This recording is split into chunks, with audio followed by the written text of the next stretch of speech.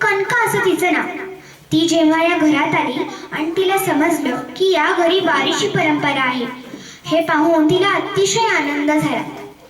आणि बोल्लोबा वारीला जात असताना एक गोष्ट नित्याची होती, म्हणजे ठरलेली होती. देहूजवळच काही अंतरावर चाकण नावाचं गाव होतं. त्या गावातून बोल्लोबांचे जुने स्नेही म्हणजे महिपत बुवा पाटील त्यांच्यासोबत वारीला जात. या महिपत बुवांना बोल्लोबांच्या घरातील मोठ्या भावाप्रमाणे मानत. जेव्हा विवाह झाल्यानंतर पहिल्यांदाच बोल्लोबा वारीला निघाले तेव्हा कनकाईने हळूच विचारलं, धनी, मी येऊ का तुमच्यासोबत वारीला? मला सुद्धा त्या भगवंताला डोळे भरून पाहायचे, मला सुद्धा त्या भगवंताचं दर्शन घ्यायचे. तेव्हा बोल्लोबा म्हणाले, तुला नेलं असतं, पण या वर्षी नाही, पुढच्या वर्षी नक्की ने.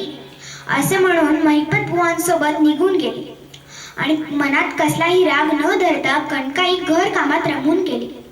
पुन्हा दुसऱ्या वर्षी वारीची तयारी सुरू असताना कनकाईने बोल्लोबांना विचारलं, या वर्षी मी येऊ का तुमच्यासोबत वारीला? तेव्हा बोल्लोबांनी पुढच्या वर्षी नेण्याचं वचन दिलं आणि महिपत बुवांच्या बरोबर निघूनही गेले. आता हे नेहमीच झालं. दरवर्षी कनकाई येऊ का असं विचारायची आणि बोल्लोबा पुढच्या वर्षी नेऊ असं उत्तर द्यायचे. लागे तो निज ध्यासही बहुतदा कनकाईच्या अंतरी, होऊ दे कृतकृत्यायु मम हे जाऊन या पंढरी. की मला भगवंताच्या दर्शनाला एकदा न्या, मला वारीला फक्त एकदा न्या, मला त्या भगवंताला डोळे भरून पाहायचे.